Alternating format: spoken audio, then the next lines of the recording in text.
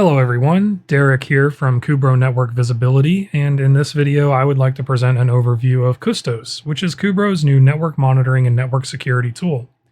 Custos can be deployed on any of our Omnia line of products, and it can also be deployed as a virtual appliance in your environment. When we first log into Custos, we're going to be greeted with this dashboard here, which is going to give us a breakdown of the good news and the bad news that's been happening on the network lately. For the good news, we can see that the Omnia 10 device, which Custos is currently deployed on, is functioning properly, and we haven't had any connectivity issues with a number of these devices. It would also appear that our DNS service is functioning properly as well. For the bad news, we can see that we've actually lost some connectivity with a handful of devices, and we've discovered 131 new devices on the network that are unknown to us. Something we'll definitely have to investigate. We've also experienced some network connectivity and speed issues. The speed issues in particular have totaled to just shy of 8 hours in time, so another thing we're going to have to investigate. Now, when it comes to getting some more granular information about what is behind these alerts and starting that investigation, we're going to go to our Notifications tab. On our Notifications page, we're going to see this timeline across the top. And this is going to give us a general idea of the severity and the quantity of the alerts that we've had and at which point in time they've taken place. We can see that we have a number of low severity alerts straggling back into about April here. We probably need to get on that and address those. But the majority of our alerts have occurred in this roughly 2-week window on the right side of the graph here. And that consists mainly of medium severity alerts, it appears. By default, all of our alerts are going to be sorted by day. So starting with today and then going back through time, we can take a look at all of the alerts for the given day. We can see that for today, we had one low severity alert related to this threat detection demo. We have 2 high severity alerts that are related to devices not responding to pings. And then we have 2 medium severity alerts, one coming from blocklist.de and one coming from CINS Army, and these are threat intel threat detection lists. At the bottom, we have this table that gives us all of this data sorted by time, source, severity, hosts, and details. And then we can sort these by the timestamps, by the sources. We can group the severities together and see the hosts involved in the details all at a glance. And if I click on any one of these in particular, for example, this one, it's going to give me some more information about what this alert is and what it's from. So we see that this came from this device here. And this is the device not responding to a ping. So we need to possibly go to the server room, find out if somebody tripped over a network cord and unplugged this device from the network, or if it crashed, or if the power supply exploded, whatever the reason is that it's no longer online. Once we figure that out, we can then acknowledge this and remove it from our alert list. We can also, and if I click on any of these up here, it's going to filter that out into the table and just isolate those. We can also look at these by severity, so grouping all of our medium, low, and high severity alerts together, we can get an idea of, how many of each alert we have and view what caused those alerts. For example, we see again this blocklist.de and CINS Army have each generated 20 alerts. Now, whether they've detected the same thing as part of their threat intel list and generated those alerts independently or not, something we'll have to further investigate. We can also group these by source. So here again, using the CINS Army and blocklist.de as examples, those are our sources for these threats. So all of those are grouped together. We can see that we also have a number of threats that are coming from torproject.org or SSL IP Blacklist. Those are our sources for our alerts.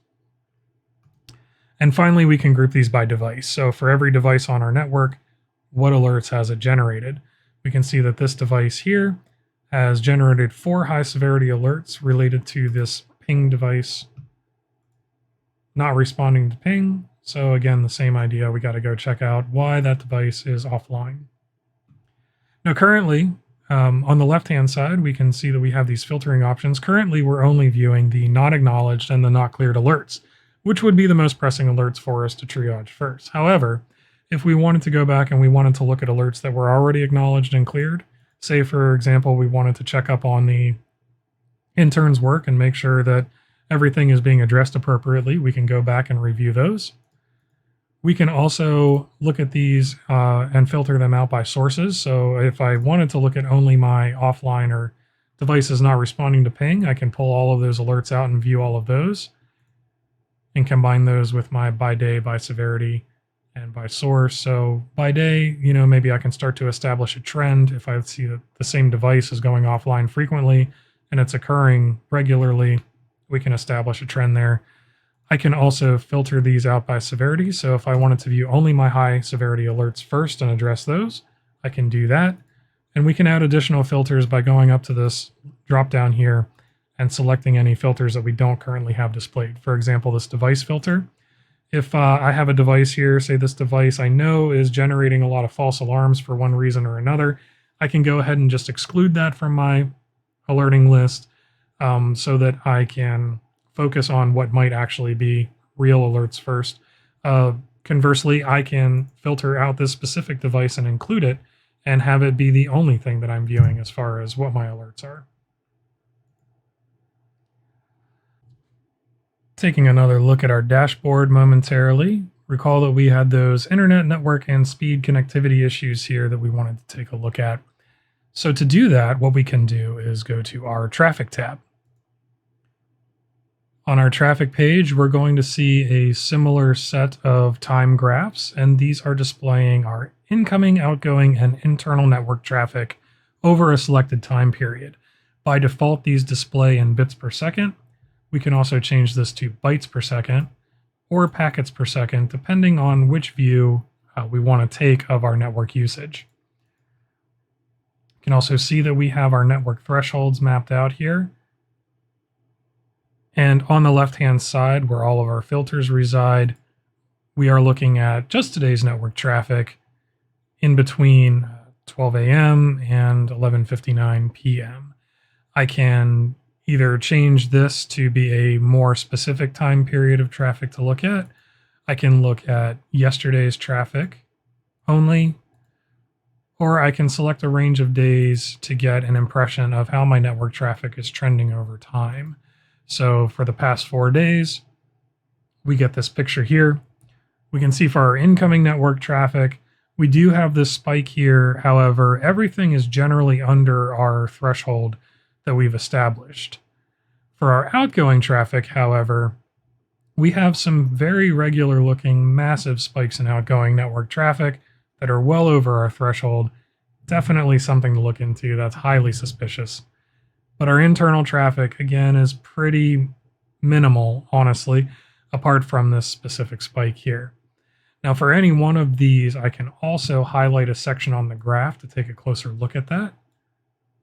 So I can pull into this traffic spike here and see more closely or more clearly what's going on in that specific time period that is happening between the 8th and the 9th, which is highlighted in this calendar. It looks like this is generally happening between about midnight on the 9th and 2 a.m. Again, not work hours, so what's going on there? That could be something worth investigating.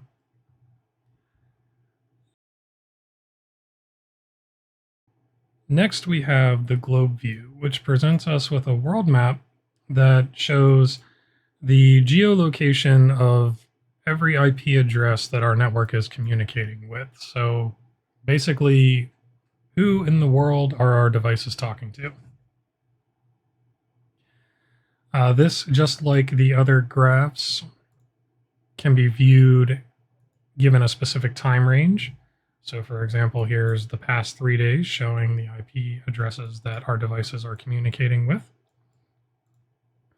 or just today, or in even more specific time period, say of a couple hours that we can narrow it down to. And this could be useful for the case where we see communications going to a geographic region that we wouldn't necessarily expect or anticipate our devices to be communicating with. So this could tip us off to potentially suspicious or even malicious traffic, be that ransomware phoning home or command and control potentially. But this makes it very easy to see everywhere that our network is reaching out to. and everywhere that's talking back to our network. Next, we have the Services tab. And Custos is built on Cubro's custom DPI engine. So here in the Services tab, we have a three-dimensional grid. I'm going to zoom out here a little bit so I can show this a bit more clearly. That on one side shows all of the services that we're able to detect, and this includes encrypted services as well. And then on the other side shows every device on our network. And just like the map and the traffic and everything, we can view this for a given time period or a time span, however we choose to look at this. So here we can identify all of the protocols and services in use on our network and by which device on our network they're being used. So I'm going to go back to just today. And we can further break this down by, in this column, showing our devices by host name or MAC address or IP address. And we can view the services and protocols in use by both incoming and outgoing traffic, just incoming traffic, just outgoing traffic, or internal network traffic. And then finally, we can show the speeds associated with these in bytes or packets per second. So for example, if I hover over one of these, you're going to see that this is Google service traffic related to Google applications. You're going to get the timestamp of the first detected instance of the service, the host that it's speaking with, the MAC address of the host, the NIC vendor, and then finally how many bytes are transmitted in this view right here. So if we change this to packets, then that bytes will be replaced by the number of packets transmitted. Now this massive column here, this Google services, this Google backup, is massively overshadowing everything else. So it's kind of drowning out everything else. I'm going to go ahead and use a filter to take this away because I know what it is. It's legitimate traffic. I'm not worried about it. So I'm going to add this Google to the service filter. And this is going to create an exclude filter, so removing that from the map. Now, next we have this traffic, this HTTP traffic that's actually coming from Custos itself. Again, legitimate. I'm not worried about it, so I'm going to take it away. And as I do that, you can see that I'm surfacing more protocols. So relatively speaking, these are more visible as compared to the massive amount of traffic that we saw with the Google backup and the HTTP from Custos. So we can see that Windows, not Windows Update, but OpenVPN, at least for the time being, on this VMware client, is the next highest volume of traffic. Now, one thing that we can do with this is if we look through our protocols here, we can see we have protocols like Steam and TikTok. In a business environment, we wouldn't necessarily anticipate our users using Steam, except for maybe rare exceptions like a gaming company. So this could be a protocol that would be against company policy to be using. At the very least, you're not using company time wisely. So I'm going to go ahead and add that to a service filter. I'm going to put TikTok on there as well. And then I'm going to go over here and I'm going to change this from exclude to include. And I'm going to remove Google and HTTP. And let's say I'm going to add Facebook to this. So 3 applications that are potentially time wasters within our environment. Now you can see my graph disappeared here because I so drastically changed the size of it. We can use this crosshair here at any point in time to recenter the graph. So now what I have is 3 services that I've selected as not being desirable on my network. And I now have a list of all of the devices where these services have been detected. You can see with the exception of one other device for each Steam and TikTok, the vast majority of this is Facebook usage. So, you know, this could be legitimate traffic. Facebook is legitimate for, say, marketing to use or other teams of that nature. And it definitely pales in comparison to the usage that we're seeing with Steam and TikTok. So potentially I could remove that from here. But our biggest offender is this amount of traffic on Steam from this device. So something that I could do, you know, if the user of this device is spending time on Steam, perhaps they're doing other things that are against company policy. So let me add them to a device filter now. And I'm going to do an include device filter. So I'm looking at only this device, and I'm going to remove my service filter. And now I can see all the services that this device is using. So it looks like they're using YouTube quite a bit too. Again, potentially legitimate, probably not. And I can start to see the relative degree to which these other protocols are in use by, again, starting to exclude these and seeing the next volume. Steam being the fourth most represented service here. And then if we scroll down the list, we can just kind of get an idea what this user is generally up to.